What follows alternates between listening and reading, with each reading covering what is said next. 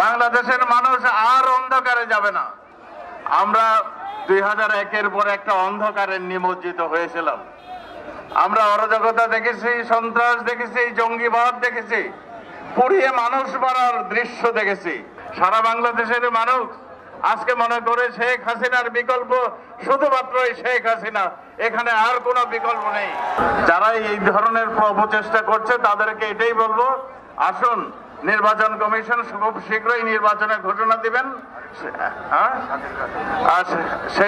সেই নির্বাচনের জন্য আপনারা তৈরি হন। নির্বাচনে যদি আপনারা জয়যুক্ত হন তাহলে আপনারা আবার সরকার গঠন করবেন, আপনাদের যা চিন্তা ভাবনা সেটা করবেন। কিন্তু বাংলাদেশের মানুষ আর ভুল করবে না, বাংলাদেশের মানুষ আর অন্ধকারে যাবে না।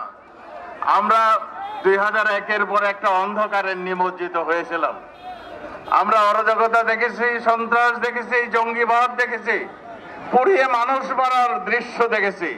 আর গুন্ডা পুন্ডাদের রাজত্ব হয়েছিল, মানুষ হত্যার একটা দেশ পরিণত হয়েছিল।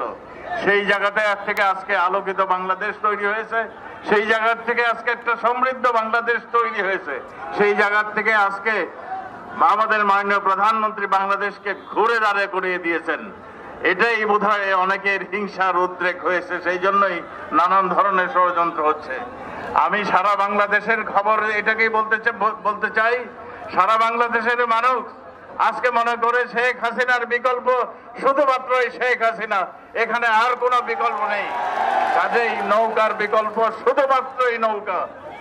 নৌকাকে ভোট দেওয়ার জন্য সারা বাংলাদেশ আজকে উদ্গ্রীব হয়ে আছে। আমরা যা এদেশের জনগণ আর ভুল করবে না, সেটাই যেমন সত্য, ঠিক তেমনই সত্য যে আমাদের আবারও মাননীয় প্রধানমন্ত্রী জননেত্রী শেখ হাসিনা ক্ষমতায় আসবেন নৌকা প্রতীকে জয়যুক্ত হয়ে, আবারও দেশ আলোকিত রাখবেন, এগিয়ে যাবেন। আমরা আমাদের 2041-এর মধ্যে একটা উন্নত বাংলাদেশে আমরা পরিণত হব। সব জায়গা থেকে মিছিলের পর মিছিল আসছে, সেই জন্যই আমাদের সম্মানিত প্রধান অতিথি, যাত্রা কিছুটা বিলম্ব হচ্ছে, উনি যে কোনো সময় এসে পড়বেন। আমরা মনে করি আমাদের মাননীয় প্রধান অতিথি আসলে পরেই আমরা সম্মুখে আমরা আমাদের বাকি কাজটুক সারবো।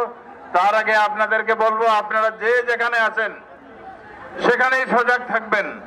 যেখানেই উস্কানি দিতে চেষ্টা করবে আপনারা নীরবে থাকবেন, আপনি সহ্য করবেন, যাতে করে কোন ধরনের উস্কানির মাধ্যমে একটা ভুল বোঝাবুঝি সৃষ্টি না করতে পারে। দেখেন, আমি এই যে গতকালকে আমরা দেখলাম লক্ষ্মীপুরে নিজেরা খুন করেছেন।